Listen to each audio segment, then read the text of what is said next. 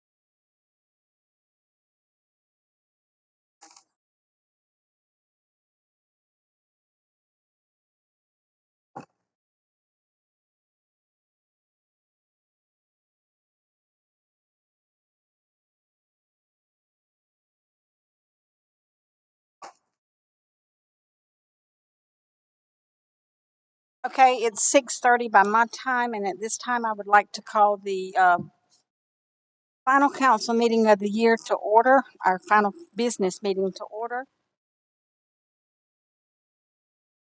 All stand, please. At this time, I would like to ask Harold Smith if he would do our invocation. Your gracious eternal Father,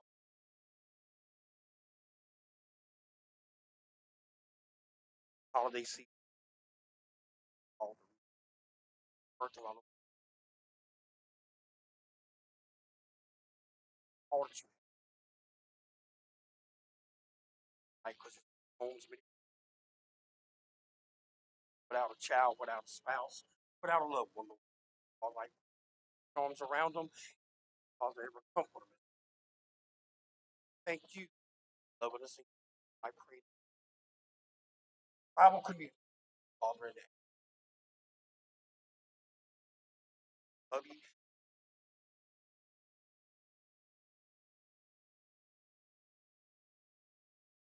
Standing, Mr. Carrington Loeffler, would you lead us in the Pledge of Allegiance?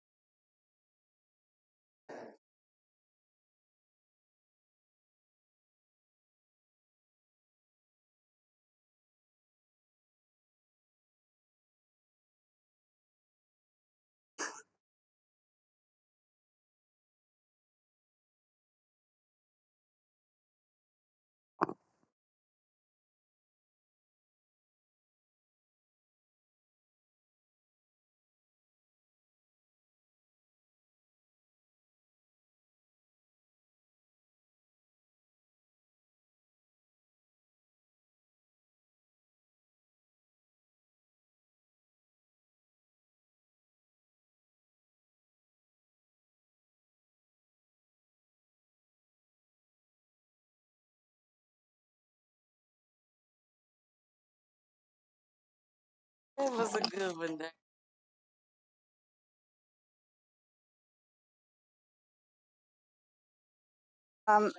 Madam Secretary, would you do our roll call?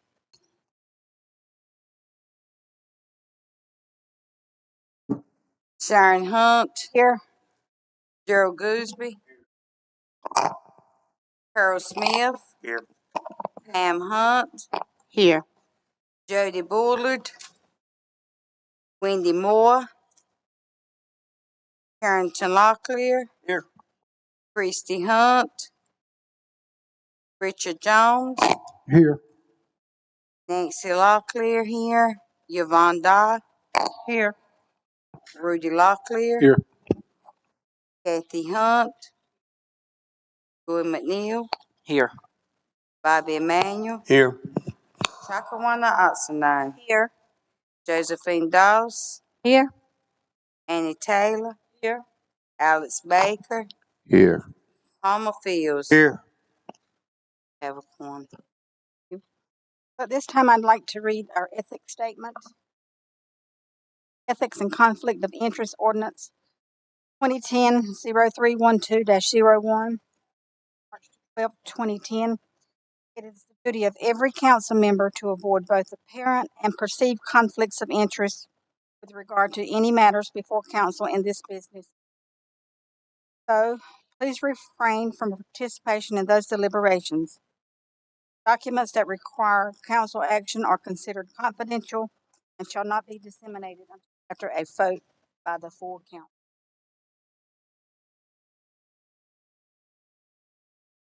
So I would like to say again, welcome to our final business meeting of the year.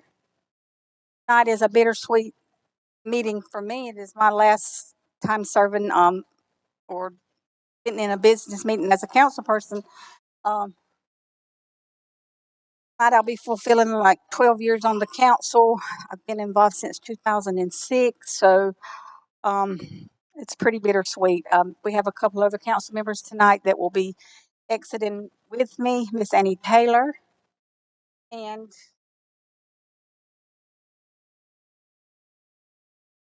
so again, welcome to our business meeting. I would like to recognize a few folks in the meeting tonight. Tonight we are very grateful to have with us former Chairman Harvey Godwin.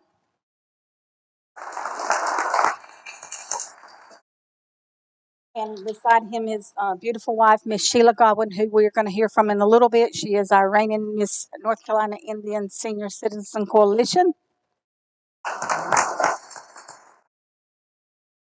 Former council member Corbin Eddings, and he will be on the agenda a little bit later, representing United Tribes. We have former council member Larry Chavis and also council-elect Larry Chavis. Have Chairman John Lowry with us.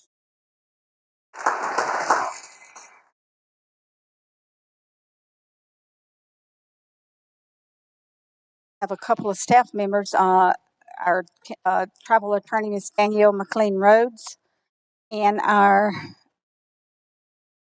notorious Miss Tammy Maynard. I don't know what she's had so many positions.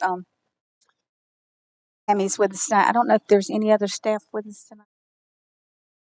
And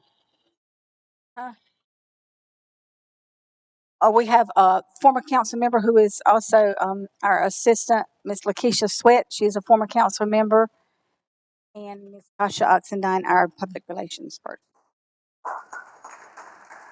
I just met a family in the back that I'm excited to see here tonight. So I can. I was just chatting with them. They're here with us tonight from Winston-Salem. The Brewingtons. Mr. Brewington and his wife is Miss Joey Brewington. I just found out that she is my little niece and nephew principal at Clemens Elementary. But we're going to hear from from their children tonight. So moving right along, at this time, the review and the approval of the agenda. Entertain a motion for the review and approval of a move by Mr. Joel Gooseby, a second by Bill Oxendine.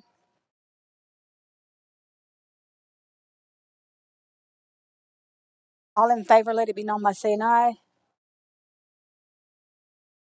Had the review and the approval of the November Tribal Council minutes and acts. So moved. Have a motion by Mr. Alex Baker, a second by Miss Annie Taylor. I'm having to switch glasses. Someone stole my purse a couple of weeks ago, and my glasses was in it, so I'm waiting on my new ones to come. So, I would like to welcome to the podium our chairman, Mr. John Lowry.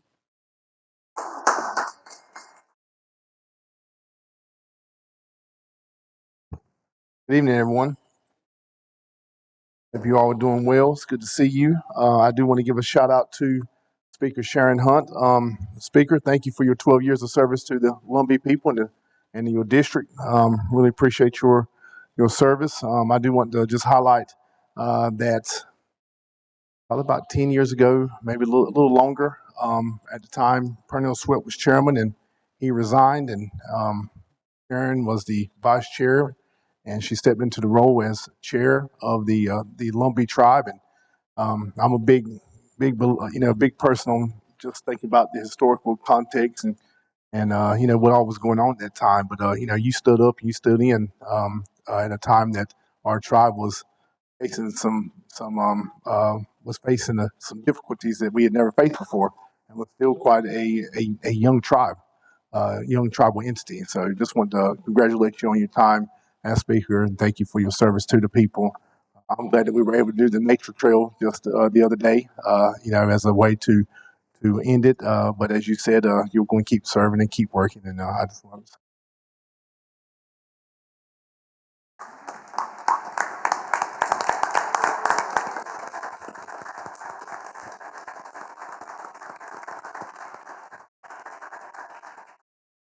Thank you.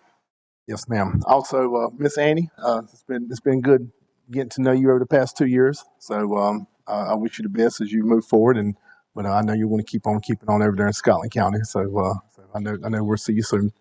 So, and Mr. Richard, it's been a pleasure working with you as well for the past 2 years. So thank you for all your hard work and dedication, and I know we'll be seeing you around as well. So thank you very much for everything. It's been my honor. Yes, sir.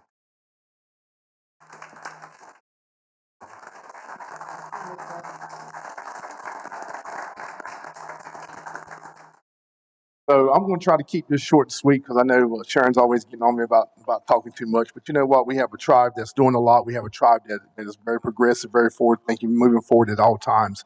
And I'm very proud of the work that we do as a tribal entity, working together as the legislative and executive branch, and also with our staff who make sure that all of our dreams and goals and ambitions and objectives come to light and that they are carried out. And I just want to take a few minutes just to highlight some of the things that our tribal government has done over the last 12 months. Okay, this is 12 months. And of course, you guys know I'm very big on reminding people of what all we've done. because in a world where we're always moving, everything's so fast paced, we tend to forget about what people have done for us and what all the tribe has done. And so it's our job to constantly remind our tribal members what all we're doing, what all we have done, and what all we are looking forward to do. So let me just throw out a couple of stats for you guys. And of course, we're putting this together as a review of 2023, and we will be putting this out very soon. Let me just hit on a couple of things here.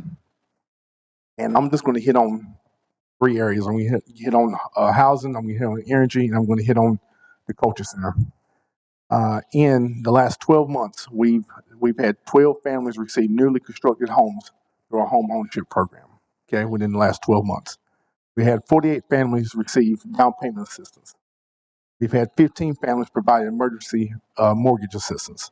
We've had 217 families provided home rehab services. We've replaced 25 homes. We've had 82 families providing emergency rental assistance. We've had 251 families living in our rental units right now. We got 32 veteran families that we're currently providing rental housing to. 27 families we provide transitional housing. That's when people are burned out, when they've had emergencies. But we've served 27 of those families through our couple of transitional sites. Also, we've helped 216 full-time college students with rental assistance as well. So that's just over the last 12 months. That's what all that this tribal entity has done, and that's how many lives we've touched just through the housing services side of the house. Also, on the new construction side, we completed our maintenance building parking lot in the back. We added 4 classrooms on it, 4 Winds Boys and Girls Club. We completed construction on the Rowland Community Building. We completed construction on the Rainham Community Building. We constructed the Veterans Memorial. We constructed the walking path at Southern Spirits and Two Streams Boys and Girls Club. And we expanded our organization by purchasing the Comtech building, where now we have our tribal health services, our veterans services, and also the election board is out of that building in Comtech. All that has taken place over the last 12 months. That's a whole lot of progress. It's a whole lot of things that we have going on. And that ain't even hitting on how much land we bought. That's not hitting on the 2 developments we're going to have in District 3. That's not hitting on the developments we're going to have in District 5. That's not hitting on the developments we're going to have in District 10. And it's not hitting on the continued development of going after other grants, just like we just recently got the $7.4 million from the North Carolina State Department of Resiliency and Recovery, where we're going to build 30 homes over here on Kennedy Park Lane. So as you can see, we got a whole lot going on, and we continue to have a whole lot going on, and you guys should be very proud of everything that has happened in the last 12 months over 2023. And just this month, as you guys know, we recently received $150,000 from Duke Energy. We received $100,000 from Lumbee Bank, and all that is going towards the Culture Center. This is the first time we've had those types of partnerships that's focused directly on Culture Center, and that's on top of the $200,000 the EMC recently gave us for the Culture Center.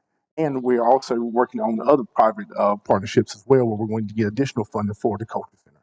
So once again, we're moving forward, we're looking forward, and I'm just proud and I'm just happy of everything that's taking place. I know you guys are happy. I know you're proud. We have bumps in the road. We have some ups and downs, but at the end of the day, man, this is a good day to be a Lumbee. It's a good day to be associated with this tribe. It's a good day to know that if you need services, we can usually help you out. And you all know there's people that we can't help. Because we can't. There are certain guidelines and certain duties and responsibilities that we have to uphold. But for those that we can help, we do help. Last numbers I'm going to hit on. This is from our energy department. Our LAHEAP. We served 7,637 homes through our LAHEAP program. That comes out to over $3 million. LAHEAP. Over 7,000 homes. And with our water funds over FY 22 and 23, this is 2-year COVID funding, we served 7,637 homes through our water program. Now, I say this at community meetings, and I'm going to say it here because I know we have a full house. When I ran for chairman, we had 3,000 people vote. But with our LAHEAP funds, We served 7,000 homes, you know. So we got to encourage our people that we're serving, encourage our people who are getting our services to come out and vote. It's important. We just had tribal council meetings, elections, and we had less than 1,000 people vote. But yet we gave out 1,600 hams Friday night. So, you know, it's an ongoing struggle, not just at tribal level, but county level, state level, national level. How do we get people to vote? How do you get people to get out there and do their most sacred duty, most sacred civil duty, right? To vote. And we know that they're receiving services. We know that people are being served. We know that money is being put in here. And so hopefully we can work together and hopefully we can push and prod and make sure we have additional folks voting instead of just 3,000. Maybe we'll have 6,000 in 2024. Maybe we'll have 10,000 in 2024. Maybe we'll have 20,000 in 2024. I mean, we only got 65,000 members. So about 40 of them is eligible to vote. So anyway, I just want to tell you once again, I just want to highlight what all we've done, what all you guys have done, us working together, $38 million budget. We're moving forward. The future is bright for us. We got a whole lot going on. Almost every district in here has something going on. And it's a great time, once again, to be a Lumbee. It's a great time to be here. And I wish you all a Merry Christmas and a Happy New Year. And I'll see you in 2024 if the Lord's willing.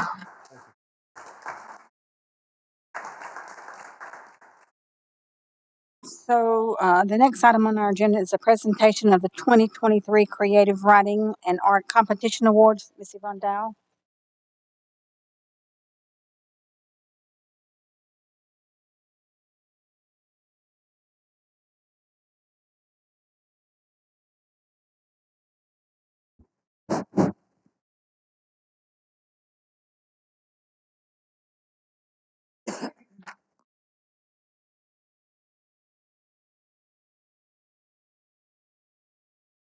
I'd like to say good afternoon to everyone, and this is always an exciting time for me and for the children, and I think it's a wonderful time. And I look at art and creative writing and art as a beautiful way of expression.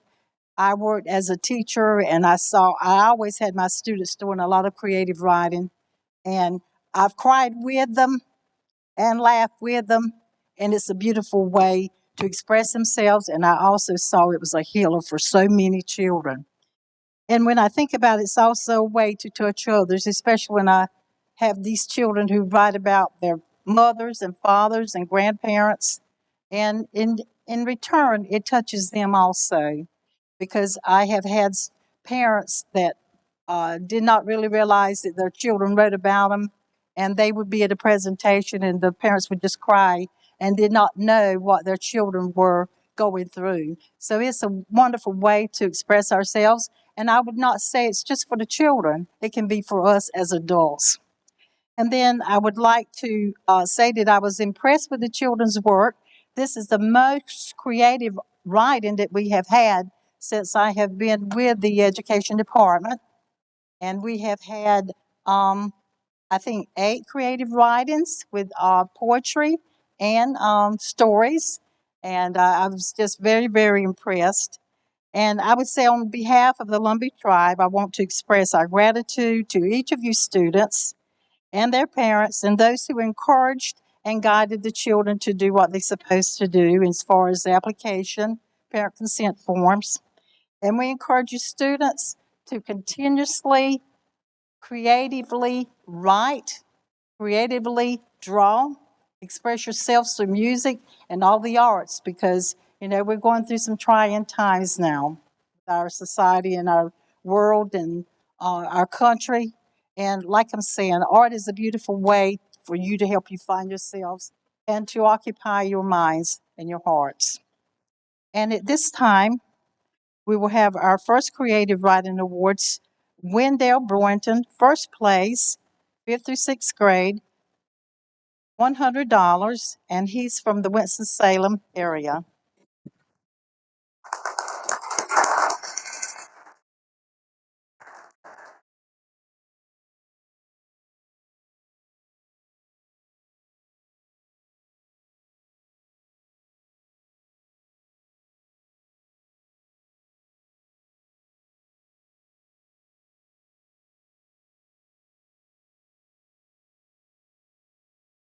I'd like for his parents to come up with him too.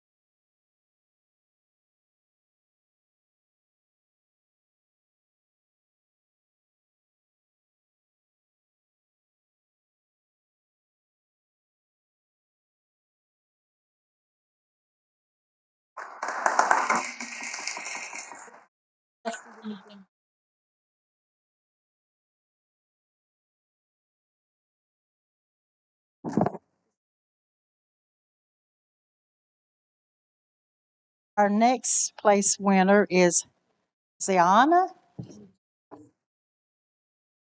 Ransom, second place for fifth through sixth grade, $60. District 4. Our council members who are within the District 4 area would like for you to also come up, please. Council members from District 4. Nobody's not, okay.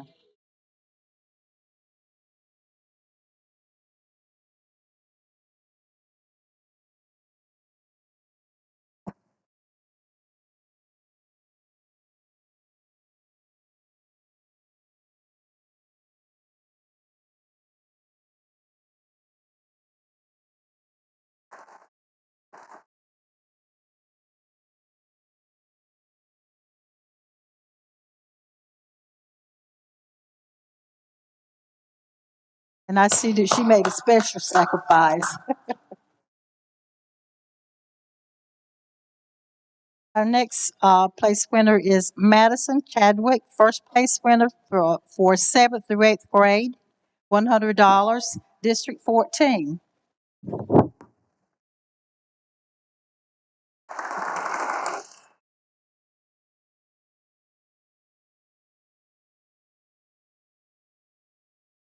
Parents, would you please come up also?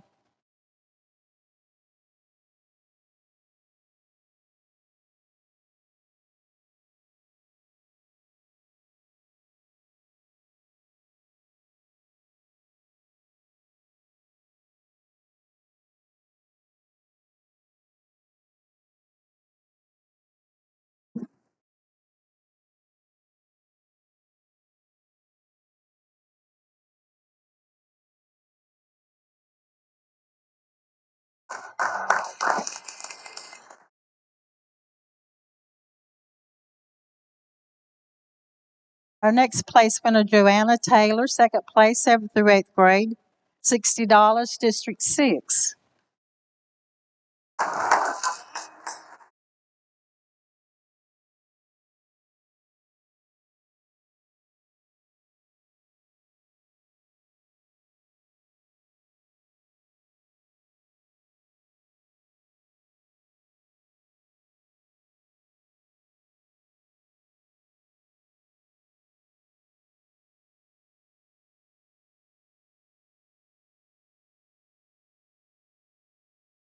In the meantime, we would like all the participants to please stay because we're going to get a group picture with all the children who participated.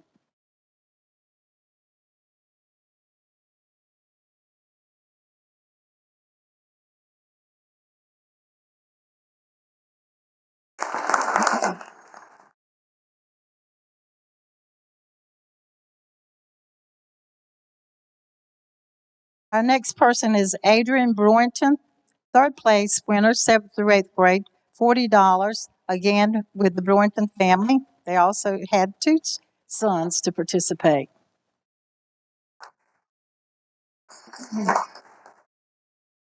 Can also come up.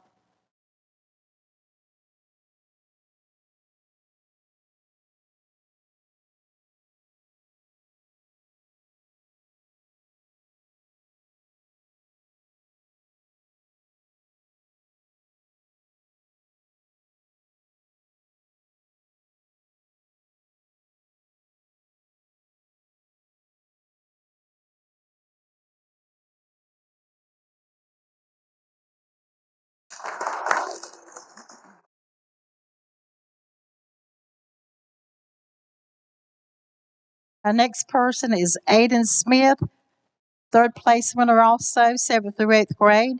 We had a tie, $40, District 7.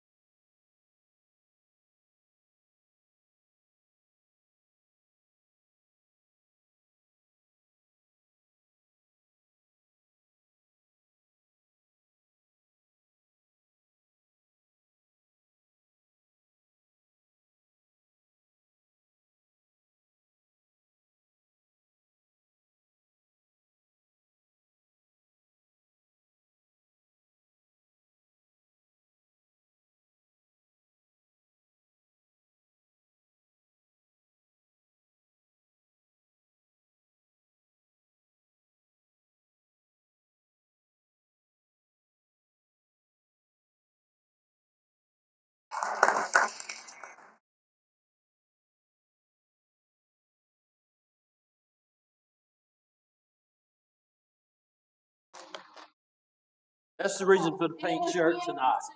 Okay? We also have honorable mention, Skylar Locklear, 8th grade, $20, District 10. Is she here? Isabella Hammonds, 8th grade, $20, honorable mention, District 9.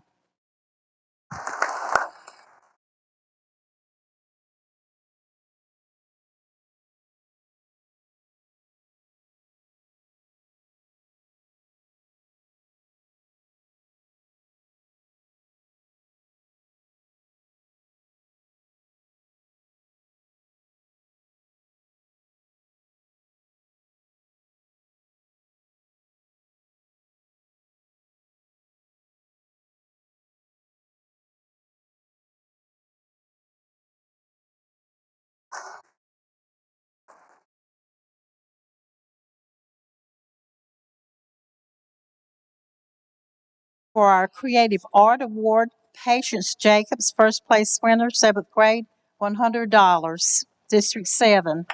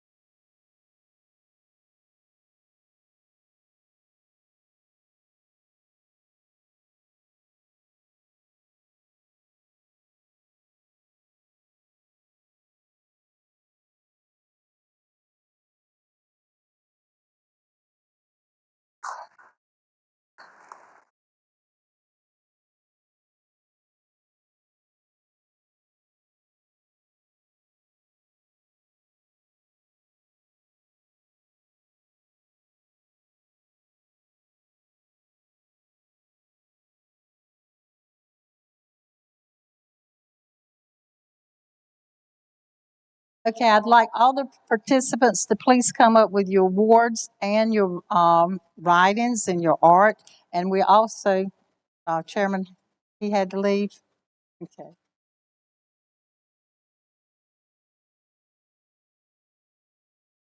All the participants, please come forth. We want to take another picture of you. You can bring your awards.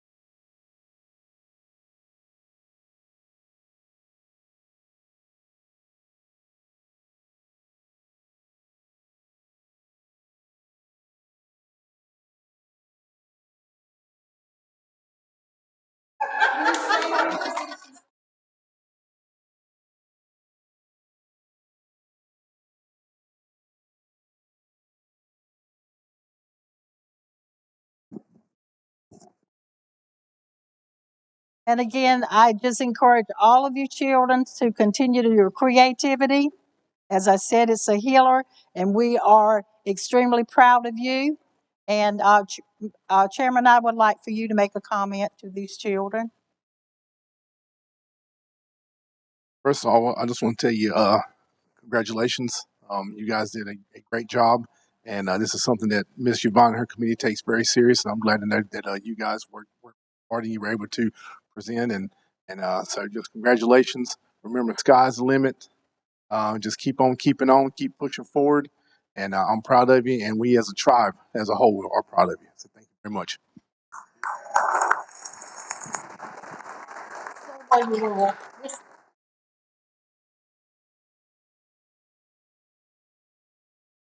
We will post the photographs tonight and send them to the newspaper. But then in January, as a gift to our citizens, we're going to post your artwork. If you are able to clarify with Ms. Yvonne tonight that you give approval that we post your writing and your artwork.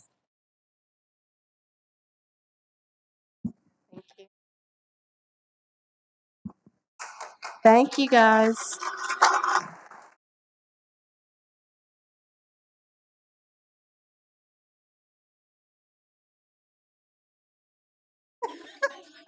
You're good.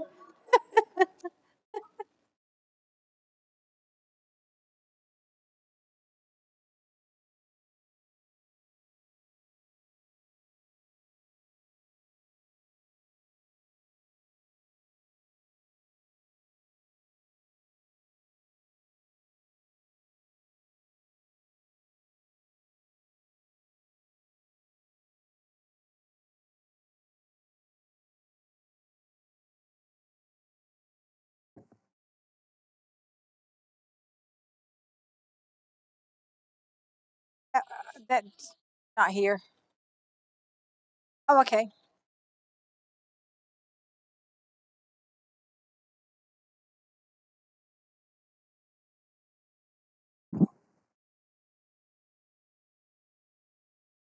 We get a picture of you with that. Are you accepting it for your student? Okay. Would you get her picture with it?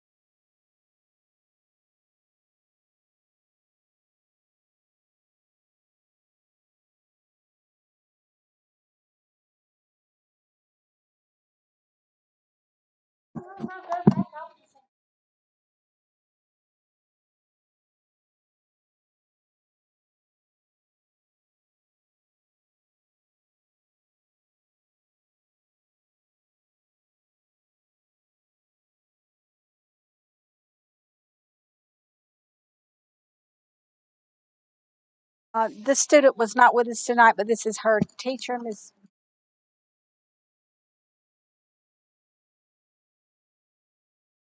Myrna Strickland, is going to accept her certificate and award.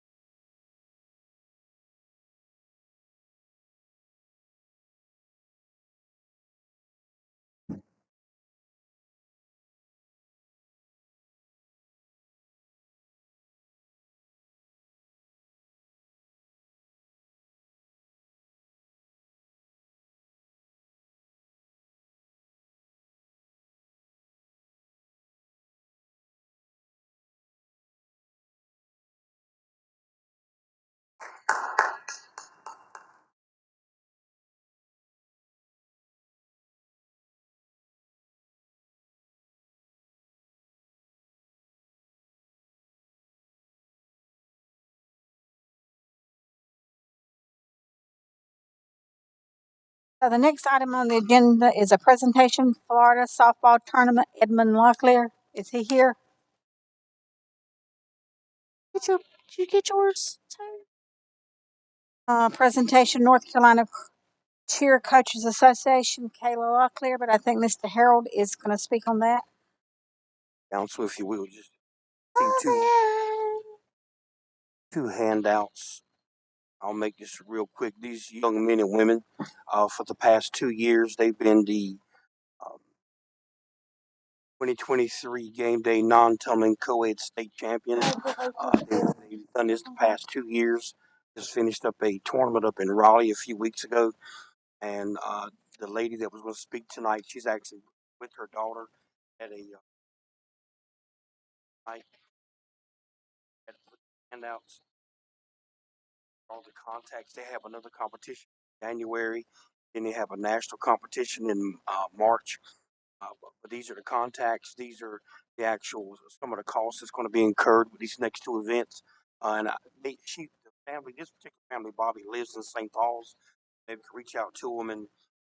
But again, these young men and women, this is their second year of actually competing and winning at a state level 2 years in a row. So they've done an excellent job, and it's job there with the program. So take a look at it. If it's something that you may be interested in helping and donating, hey, they would definitely appreciate all the help they possibly can get. Because again, it's helping our young people, promoting them, and putting them in the right path. So again, on behalf of St. Paul's co-ed state champions, just anything you can help donate will be greatly appreciated. And thank you very much. The next item on our agenda is tonight we would like to recognize our newly crowned, I think maybe in November she was crowned, our newly crowned senior Miss Indian North Carolina Coalition, Miss Sheila Godwin. If she would come forward, please.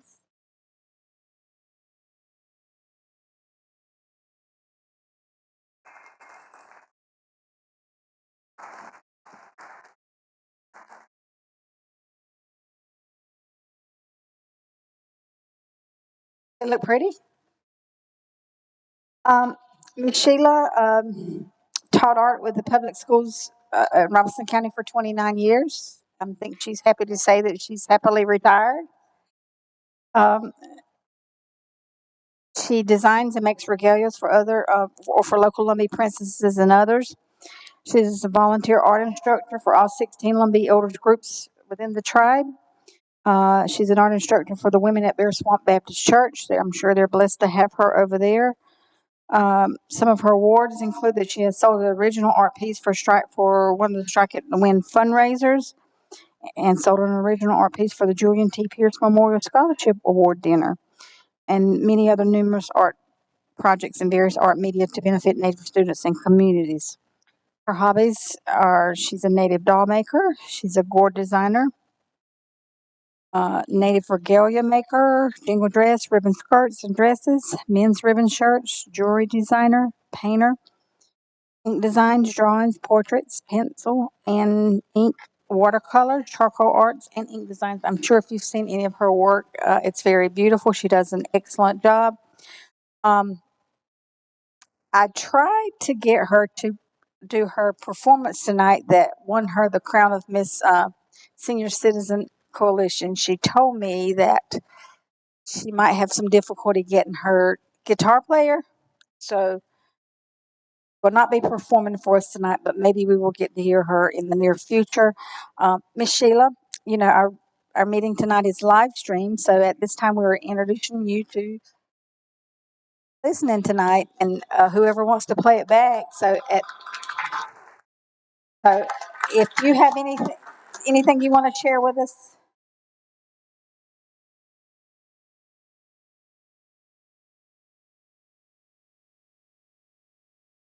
Yeah, speak so the camera can get you instead of at the podium, because if you're at the podium they get your back. And I'm a member of the Lumbee tribe, but I'm also representing all 8 of our indigenous tribes of North Carolina. And I'm not just Lumbee, I'm all of them. So that's what I have to tell everybody. And I'm proud to be the Indian Senior Citizens Coalition princess. I didn't realize it was going to say princess, so I have to get used to the word princess, but I'm so proud to be this. And I've enjoyed my reign so far. It hasn't been but a little month and a half, but if you're busy. oh yeah. So now the next thing that I was in one parade, and that was at the Pembroke Christmas Parade, and that was fun. Cold, but fun. And the next item on my agenda is I will be singing the Star Spangled Banner opening up the Unity Conference in Charlotte. So thank you very much. So if you need to call me or ask me anything, just let me know. Okay? Thank you. So Miss Sheila also was one of the judges for our artwork tonight. I think Mr. Dewey has for you.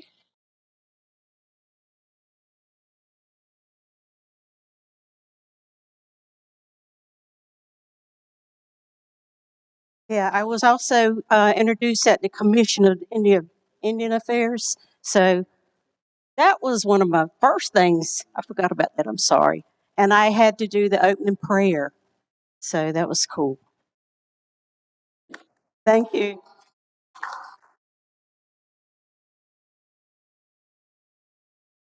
Maybe she will. I think Mr. John has something he wants to say. So maybe she'll get that guitar player lined up and come back and perform for us. Aaron, come down. Let's get a picture with. So, congratulations, Miss Sheila. I did not know that you were also a singer too. So not only are you an artist as far as painting goes, which we all know that, but she's also a singer as well. So God just blessed some of us with a whole lot more talent than others. So congratulations on your reign, and we're going to get a couple of pictures here with you.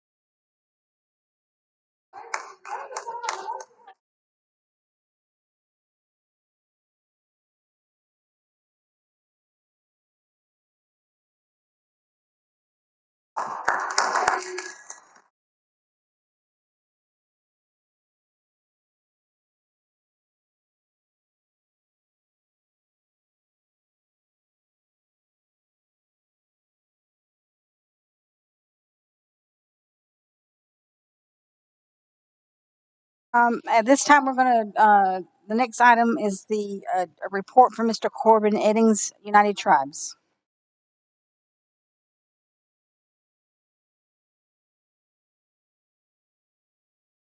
Somebody over here on the right was thinking exactly what I am. I'm going to make this really brief, short and sweet, I think is what I heard, because it is the Christmas season. I know everybody's ready to get home.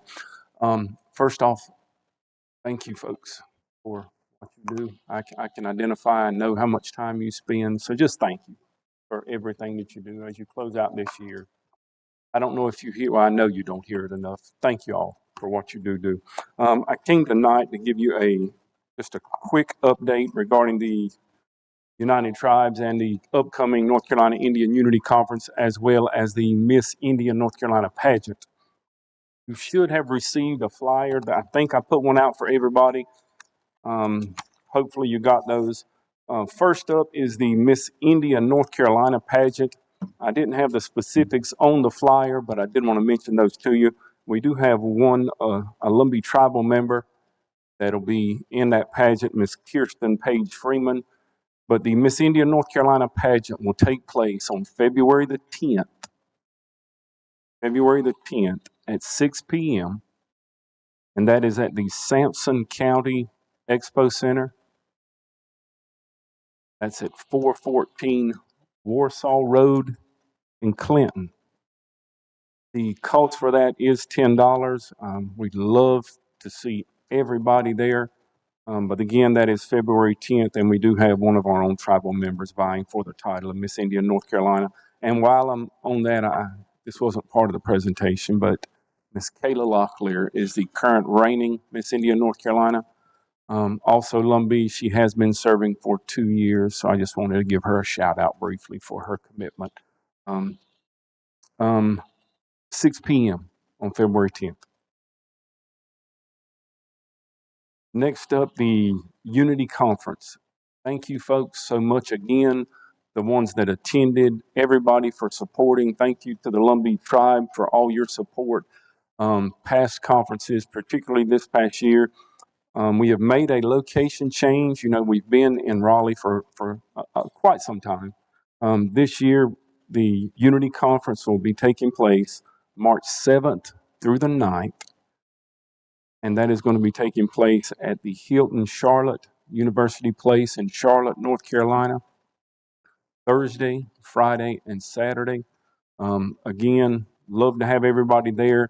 The theme for this year is Our Children, Our Legacy. I was actually on a board meeting this evening that I kind of hopped off of to give this presentation, then I got to hop back on. But I did want to mention we're going to have about 15 workshops that night or throughout the weekend. We had, I think, 30 proposals to come in, so I'm going to mention some of those right quick. I don't know if all of these will be presenting, but these are some of the folks that you may expect to see there. The NC Department of Administration, historically underutilized businesses, the SACE report, NCMEO, the Department of Agriculture, UNC Chapel Hill Public Health, UNCP, North Carolina DSS. There will be, or hopefully there'll be, a workshop on historical clothing in a modern world. Mr. Ryan Dial, project manager with American Indian Health from UNC Chapel Hill. Ms. Candace Revels, the Indian Ed coordinator for Cumberland County, the North Carolina American Indian Health Board, North Carolina Department of Administration, USDA, UNC Chapel Hill School of Psychology. We have a poet and author, Miss Tanya Holy Elk, the North Carolina Indian Heritage Commission again. Full Circle Wellness is looking to make a presentation, the Commission of Indian Affairs, Dr. Ryan Emanuel, and there was also a proposal sent in. I believe it had Danielle McLean, Miss Wendy Moore, Mr. Terry White, Miss Karen Dial Bird, so a number of our folks. So I know they're expecting you to be there if they're selected. So I'd love to see you folks there. Again, that's March 7th through the 9th. Does anyone have any questions for me regarding the Unity Conference, regarding Miss India, North Carolina?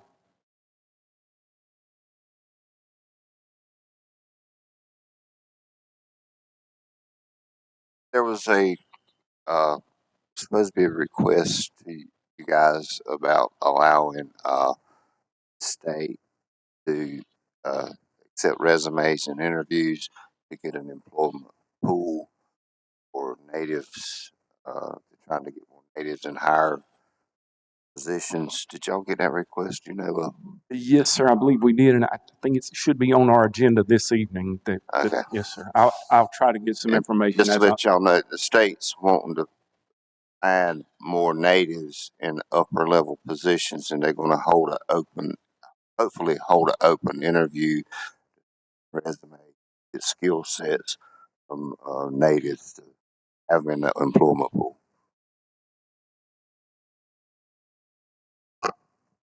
What time do we start in on the 7th? Mr. Bill, to be honest with you, I'm not sure. A lot of folks arrive early that afternoon. The event will probably start with dinner. Don't hold me to this, but I would say around 5 o'clock.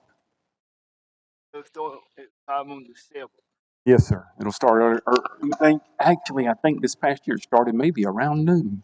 I'll get that back to you as soon as I have a concrete time. Yes, sir. Richard?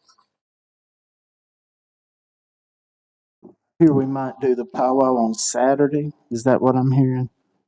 That's in discussion right now, but it actually brings up something else. For those who've attended in past years, does anyone remember the dances at the Unity Conference? Anybody? Okay. Um, I hope you folks will be there for the Unity Conference because we are planning a dance after party after the banquet. So we look forward to seeing you at that as well. I probably need to clarify it. That is an alcohol-free event, but we'd love to see you folks there too. No, not the powwow will be native dance, but yes, sir. Okay. Thank you, Mr. Corbin. Any other questions? Thank you guys so much. I do not see Mr. V in the audience. So moving right along, there were no one signed up for community comments. So the first order of business is CLLR 2023 1221 01 Lumbee Holiday, which is coming out of the Education Committee. Ms. Yvonne Dow.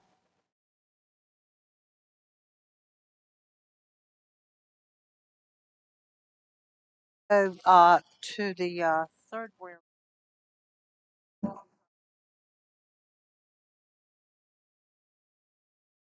whereas the preamble of the tribal constitution charges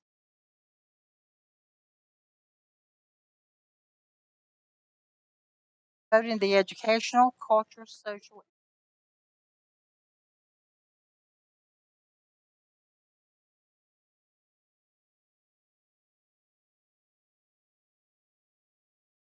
settled on the banks of a river they called Lumbee.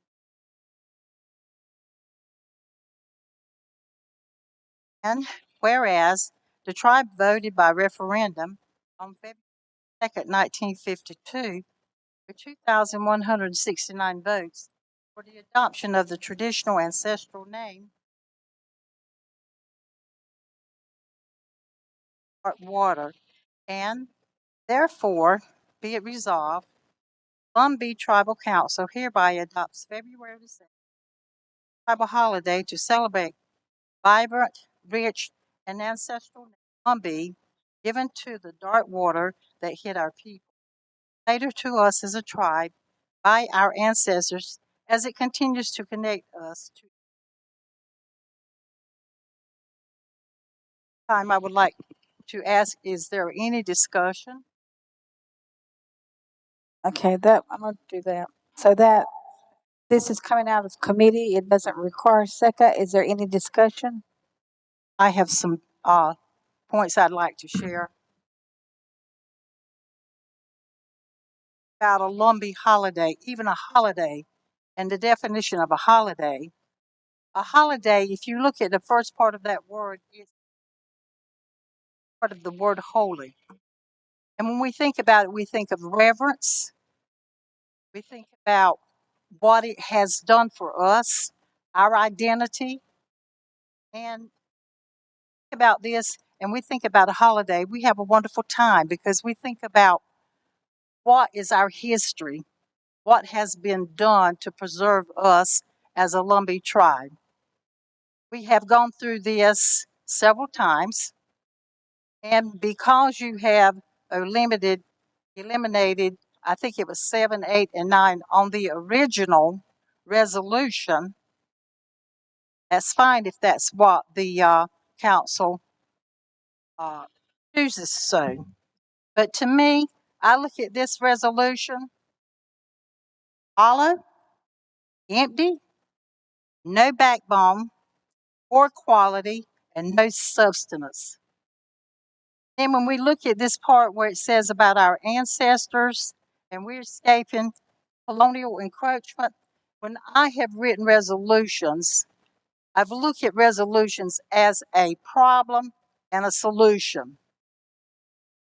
I think that with this resolution, we should show what has happened to our people, not only back in the quarter of the millennium, also I think about what has happened in the 19th and 20th century of our people. Our people could not even go to a university to get an education. They had to go somewhere else. This needs to be stated as our history to know what we had to go through with. Then I feel that in the latter part of our resolution, we should be short accomplishments. We have UNCP. We have our homecoming. have Henry Berry Lowry as a legendary hero and a lot of other things. And this is not in here.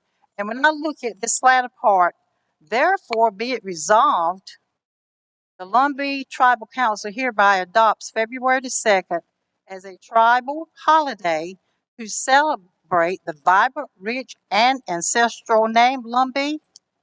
Whereas in this resolution, anything that's vibrant, rich, or ancestral, we haven't shown it. I'm sorry to say that we have not shown it. To me, I think this is an embarrassment because we've got to think about our future leaders who are young children and young people who are going to come along and they read a resolution like this. Now, I'm chairperson of the Education Committee meeting, and I'll let all of you know I'd never vote for this resolution. Now, I have written a lot of notes about this, and I would be happy to rewrite it. I would rather not even be able to celebrate Lumbee holiday February the 2nd instead of trying to be rushed in it to make sure that we celebrate than to be having this. Thank you, Ms. Yvonne. Is there any further discussion? Mr. Goolsbee? Just a quick question. Are you saying you want to send it back to committee? I would rather send, well, I have some things written here that read about it. I wrote down some things. I'm I sorry. showed some things. I don't mean to interrupt you. I don't want to discuss the whole thing and rewrite it tonight. I'm just asking, want to send it back to committee. If you do, I'm gonna make that as a motion. I do realize that if we were able to do this and pass it, we have the 30 days, then we could celebrate. I want to celebrate with this kind of quality. To me, like I'm saying, it is very poorly written. Like I'm saying, to me, I find this is an embarrassment for our tribal council as our tribe. Madam Chair, I make a motion we send this substitute motion that we send this back to committee. I second. Okay, I have a substitute motion to send this resolution back to committee. Motion by Mr. Joel Goolsbee, a second by Bill Oxendine.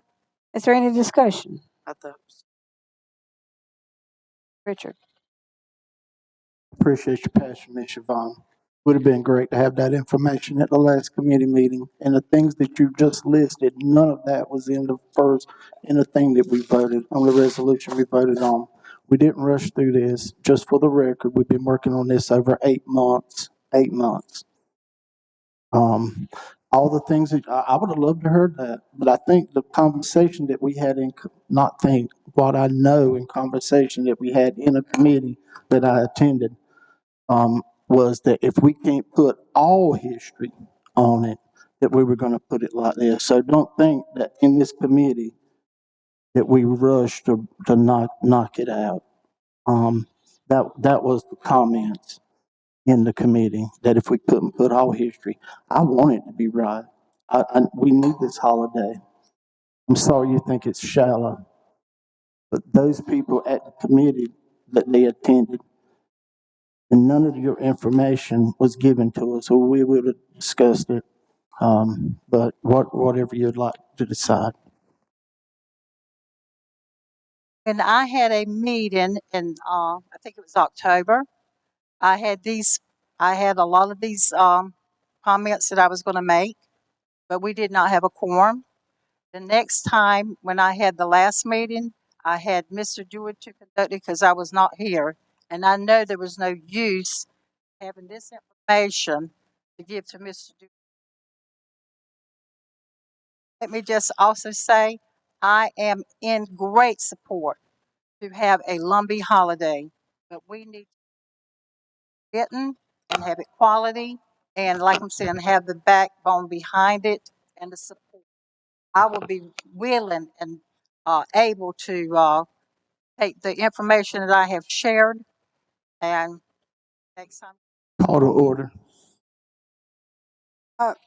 Mr. Bill? No. If there's no more discussion, Voting on the motion to send it back to committee. Yeah.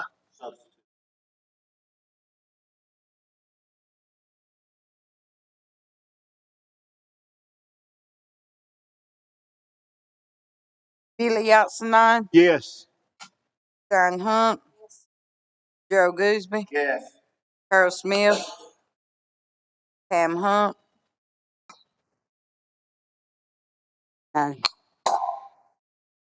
Jody Bullard, Wendy Moore, Yes. Carrington Locklear, Yes. Christy Hunt, Richard Jones, No. Nancy Locklear, yes. Yvonne Dahl, Yes. Rudy Locklear, Yes. Kathy Hunt, yes. Joy McNeil, Bobby Emanuel, Yes. Chakawan Oxenine, Yes. Josephine Dawes, Yes. Annie Taylor, Alex Baker, Yes. Palmer Fields. Motion carries to send. The next thing on the agenda is, the next item of business is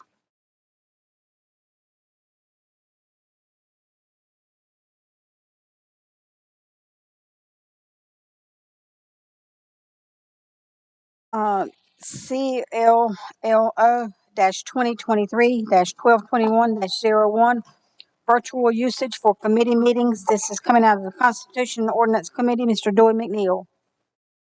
We'll start with the third whereas.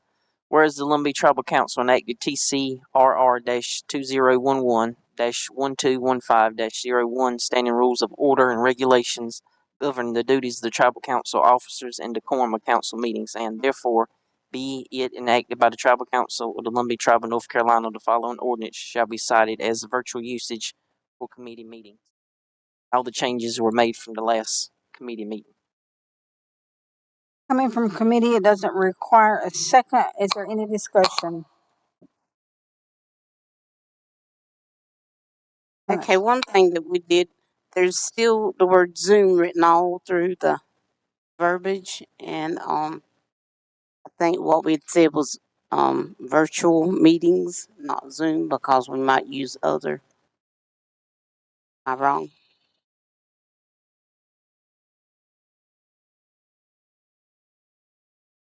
And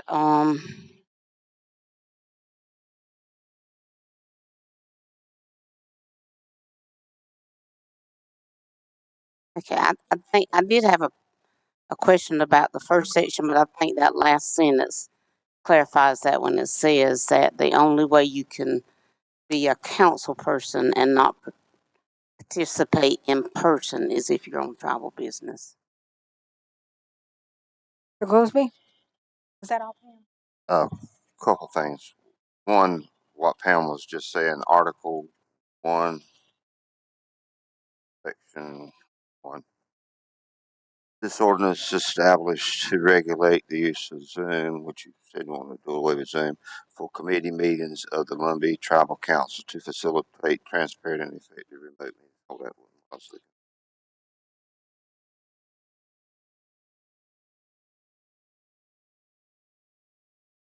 Oh, here you go. That's Article 3, Section 1.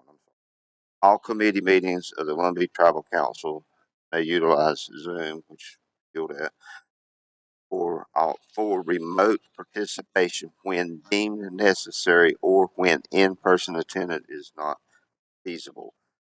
What does that mean? Not feasible. Does that mean not feasible if me to wanting to get out of the bed and come to the meeting, or is it feasible? Hold on a minute. I'm talking. I'm sorry. Does that mean that I just don't feel like driving from wherever I'm at to here? What does that mean? Article 3, Section 1. And the second part of my comment, we're doing this, we're going to possibly vote on it tonight. It's got to hang for 30 days. After the new council gets their seat, We're gonna have to do another meetings in the quorum, handle part of this as part of that decorum, and then it's got to hang for 30 days. Are we spitting in the wind doing this tonight? And we're gonna have to go back and do it again in January before this even matures. Mr. Doy? So, technically, this is a standalone ordinance by itself, following in line with the duties in the quorum. Not voting to change anything in the duties in the quorum, you just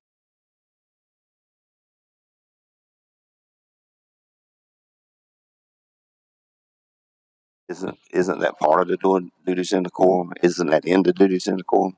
Committee meetings, this is in the duties in the quorum? Because this is where we attacked it at the first time.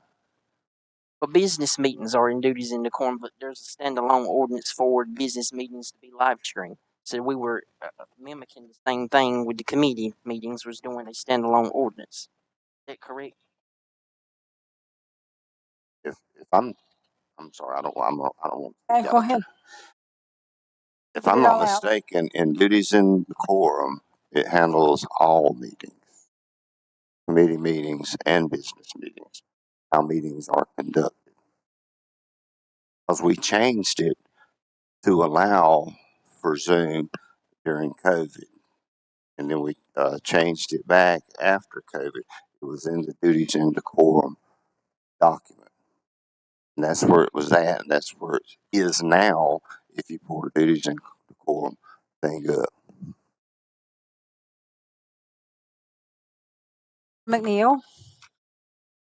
So we have been working on this since October, I think, and it's before us for the second time in a business meeting. I understand you have questions, but we've been working on it since October. It's a yes or no vote. Vote it up or vote it down. Vote it down. Then when the new council comes in January, and the ones that sit around the table then can make a decision on that. That's you vote for conscience tonight of what you want to do. We're not getting into technicalities of it because we did it since October, working on it. So that's up to the council tonight. Whole purpose in having staying within the dynamic of the decorum was so that it did not give the chairman the ability to know our orders for our meeting. There's actually no reason to have it in an ordinance. Dynamic is kept its integrity within the decorum rather than an ordinance, because not to say that the chairman will veto it, but your sovereignty, your authority in governing your own meetings outside the decorum has nothing to do with the integrity of the it has nothing to do with preserving the tradition or the Lumbee people. It shouldn't be in a because it's governing tribal council meetings and how we hold them. The fact that we're allowing the tribal membership to via virtual software has nothing to do with it. Tribal law. Bill, ma'am. Is it permissible to just go through here because this was in our meeting that we changed Zoom everywhere that it's listed just to virtual meetings? Because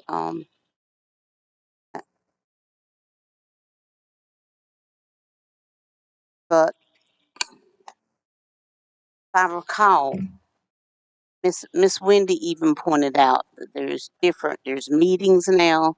Everything is not Zoom, and that was the reason we changed the title of this to virtual usage and not just to Zoom. If you say Zoom, you're limited to Zoom. That was my thing, and that was brought up in our meetings that we would not use the word Zoom throughout. It would be virtual. Madam Oh Chair, my God. Madam Chair, I'd like to make a substitute motion that we handle this in the meetings and decorum to count first of the year, not as an ordinance.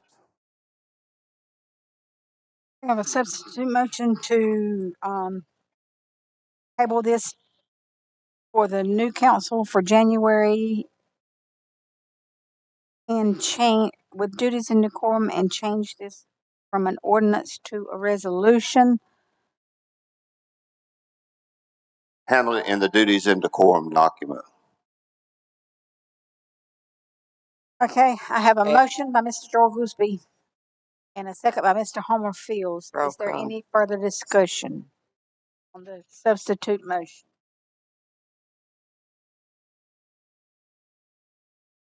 Again, where was this at in committee? Where was this in committee? Mr. Dewey said it.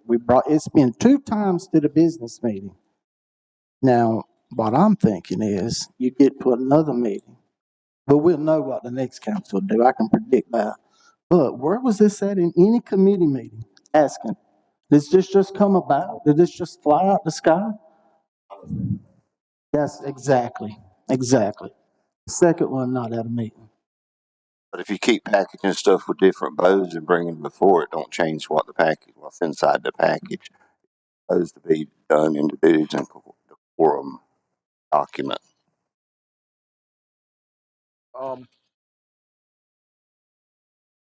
Mr. Rudy, I have a clarification. Well, actually, it's called a parliamentary question. So this comes out of committee. We don't vote. We don't require a motion to vote on this. So why are we allowing a substitute motion when we don't require a motion when it comes out of committee? This should be voted on up or down, and then that's the end of it. And then the next thing is, I don't know, but I think with parliamentary procedure, any motion can have a substitute motion, whether it comes out of committee or not. Right, and why was the previous one that we just did okay, but not this one? We just did it with the education, same procedure, same situation. There was no issue with it, but since people kind of got some issues with this particular one, it becomes an issue with parliamentary procedure. that was my question is, since we don't require a motion when it comes out of committee, how do we allow a substitute motion on an item that came out of committee? That was my question. Coming out of committee, it doesn't require a second. It's already a motion. It doesn't require a second, but any motion on the floor open to a substitute motion, I think, is, if I'm not mistaken. Is that right, parliamentarian? Okay, so, Mr. Doyle, you had your hand up next. I understand everybody's concerns tonight. I just wish that these concerns would have been voiced 2 months ago that it needed to be done in duties and decorum instead of us letting us write a standalone ordinance. Because the ones that's, everybody was there mostly at the committee meeting except that last meeting. I just wish these concerns were voiced 3 months ago versus now for the second time in a business meeting. Being no further discussion, we'll vote on the substitute motion. And the substitute motion is to table it until the January meeting for the new council, under duties and decorum, and change the ordinance to a resolution, or that it be handled under duties and decorum with the new council, however they see fit. Madam Secretary. Billy Oxenine. Billy Oxenine.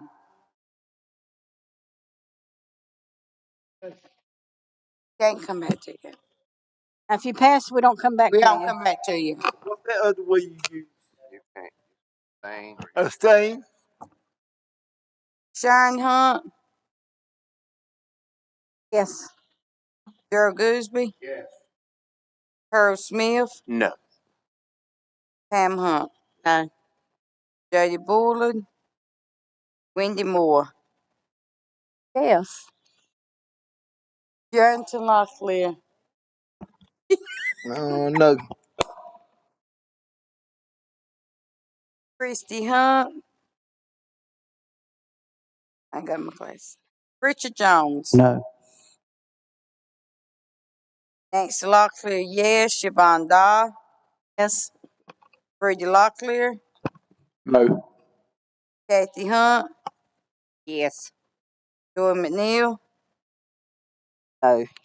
Bobby Emanuel. No. Chakawana Oxenine. No. Josephine Dawes. No. Annie Taylor. No. Alex Baker. No. Palmer Fields. Can I change my vote before you even, I don't know what, Uh-huh. because you can change your vote before you call out. Come back to me. No, I can't come back. Pass. I would like to change my vote to no because I did make a commitment that I would support virtual meetings before I left, and I have to rightfully vote for virtual meetings before I leave. So I would be a no. You go back no.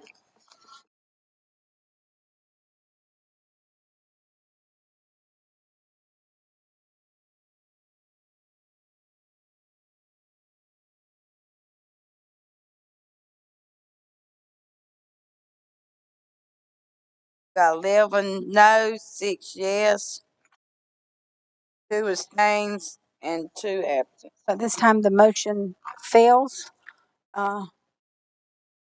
So the substitute motion fails. So at this time we will vote on the motion that come out of the committee. Hold on. Hey, Carrington Yes, it voted did. no. Oh, I'm sorry. Okay. 12. I mean, it failed anyway. So 12 to 6. 6 yeses, 12 noes, 1 abstain, 2 absence. It fails.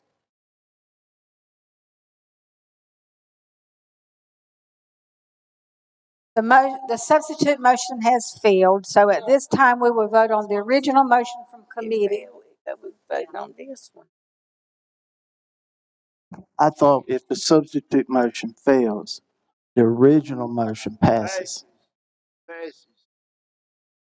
No. We've been doing that. Clarification. Now, in the past, substitute motion failed, you went back to the original motion. What it was done in the past. Now, that's going to be my standing. Now, if y'all want to take that with me and wherever after the You meeting, mean to vote on it? yes. Okay. At this time we will vote on the original motion from the committee. Bill? Billy I got clarification from the parliamentarian. He is the parliamentarian, and that's how we were going to do it, okay? Billy Bill's not a Oxenine. parliamentarian. Dewey is. On committee.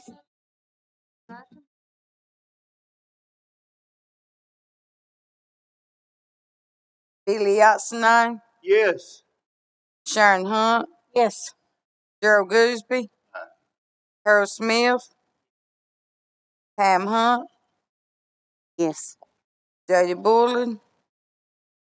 Wendy Moore. No. Carrington Locklear. Christy Hunt. Richard Jones. Yes. Nancy Locklear. I've always been a no. Yvonne Dahl. Freddie Locklear. Yes. Kathy Hunt. No. Joy McNeil. Yes. Bobby Emanuel. Yes. Chakawana Oxenine. Yes. Josephine Dawes. Yes. Annie Taylor. Yes. Alex Baker. Yes. Palmer Fields. Motion carries.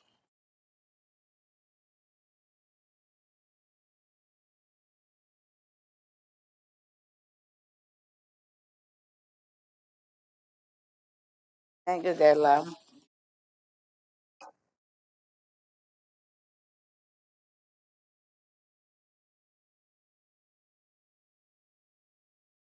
Next item on the agenda is the calendar review.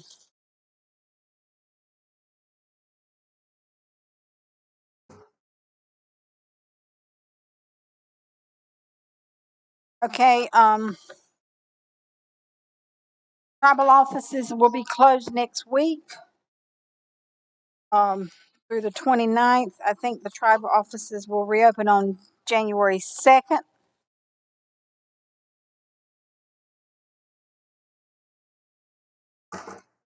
Second, the swearing in has been scheduled for January the 9th at what time is Pam? The swearing in will be January the 9th at 6 o'clock.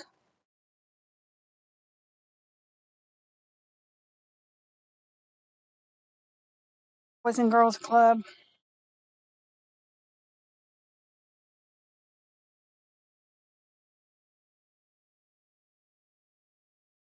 Business meeting will be on the 18th.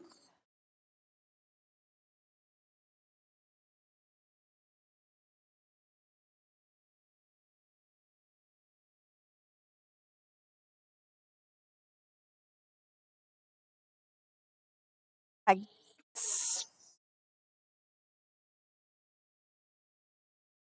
so that is it for the calendar. 9th is the swearing in, January the 18th. At that meeting, you will elect officers and schedule meetings, your committee meetings then. I wish you all a Merry Christmas. Remember all the folks that even though it's a joyous time, we still have a lot of folks in our community who are hurting, um, who are suffering loss. Just some sad times, but just let's remember them when we pray. Mr. Richard. I would like to thank everybody. It's my last council meeting for now. Everybody, all 20 of you, man. I want to thank y'all the last few years, 3 years that I served with. I've learned a lot. Um, I love the tribe. I love you might not think I don't, but I do. I think about you all, and I just love the tribal council. Thank y'all very much. And Miss Annie, thank you. Thank you.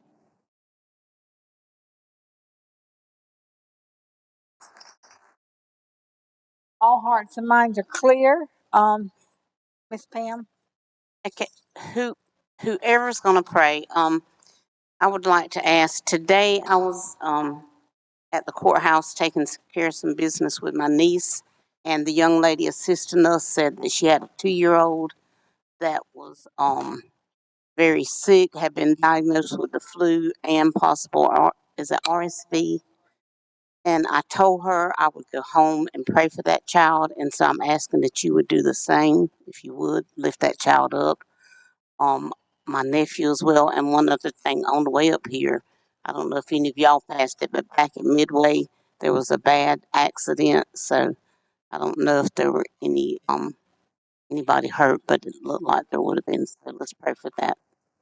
Our attorney is not with us tonight. I received the message that he does have the flu, but in addition to the flu, the student that was killed Monday night from Purnell Sweat was also Mr. Daniel's nephew. So just remember the kids at Purnell Sweat and the family of this student, and anybody who has suffered loss that's hurting tonight. Um, so if you would stand with me at this time, and Mr. Bobby, would you close us in a word of prayer?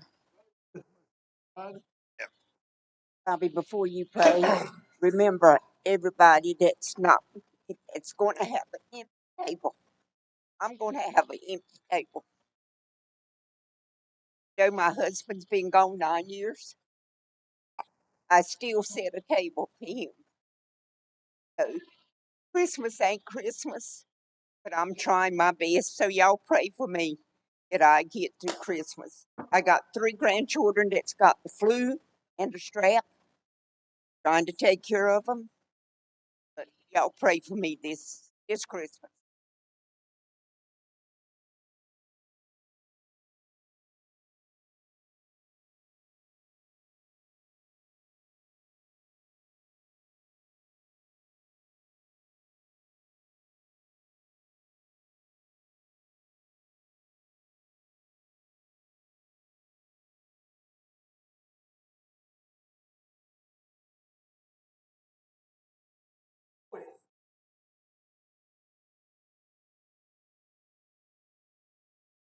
Touch them, Lord, in a mighty way, God. That your will be done.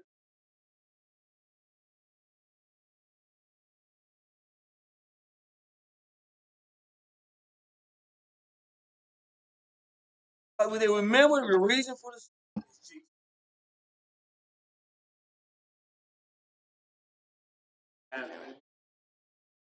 Miss Lakeisha.